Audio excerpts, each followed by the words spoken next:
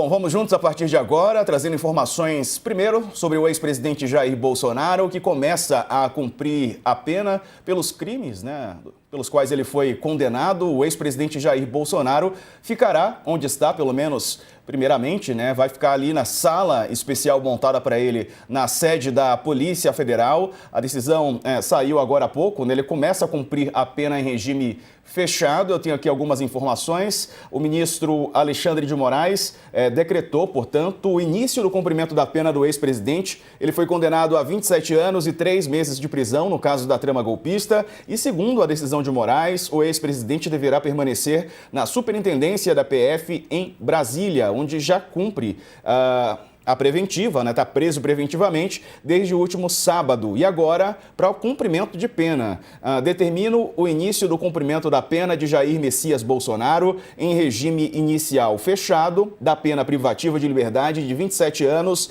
e 9 meses de reclusão em regime fechado e 2 anos e 6 meses de detenção, é o que diz a decisão do ministro Alexandre de Moraes. Na decisão, o ministro afirmou que a defesa do ex-presidente não apresentou novos embargos de declaração dentro do prazo estipulado, que era segunda-feira, ontem, e que não existe previsão legal para a apresentação de outro recurso, inclusive embargos infringentes. O prazo para apresentar o segundo formato de recurso, embargos infringentes, terminaria apenas na próxima quarta-feira, que é o dia 3 de dezembro.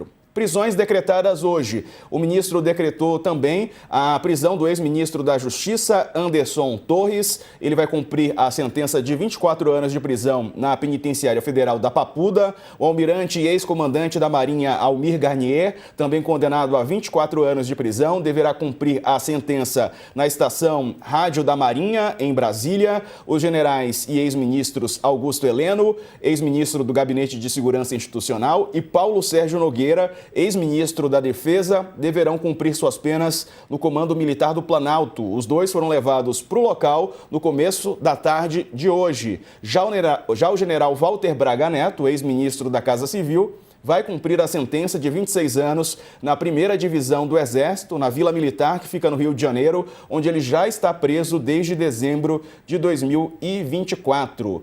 O tenente-coronel Mauro Cid, que também foi condenado, réu na trama golpista, ele firmou o acordo de colaboração premiada e vai cumprir 2 anos de prisão em regime aberto. Conosco para essa cobertura especial, Daniela Lima, Carla Araújo e Walter Mairovich. Uma boa tarde aos três, muito bem-vindos.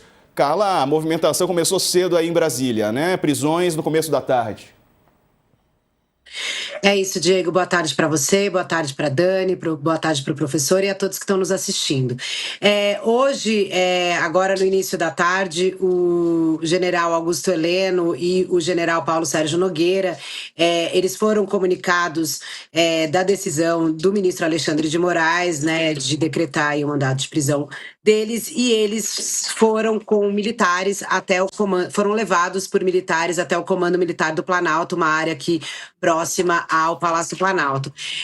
Eu conversei com os generais quando eles disseram que o Exército estava levando ainda os generais, eles estavam ali, Diego, enfim, eles aguardavam, eu tinha conversado com algumas pessoas próximas a eles durante essas semanas, eles estavam aguardando a decisão final do processo de forma serena. Ontem eles apresentaram, a defesa deles apresentou aí os últimos recursos, tentando, entre outras coisas, rever o tamanho da pena, enfim, e hoje o ministro Alexandre de Moraes, então, ele decide aí, ele marca ainda uma audiência de custódia para os generais e para alguns outros que estão aí no processo da trama golpista, mas o que a gente tem hoje, Diego, é uma página importante, esse processo chegando ao fim, e aí os generais sendo levados para essa instalação militar, que eu posso depois aqui. A gente está começando ainda, mas depois eu posso falar um pouquinho mais como é que foi preparada essa instalação militar para receber os generais. E também, Diego, uma informação importante que a gente deu aqui ao longo da semana, acho que a Dani vai poder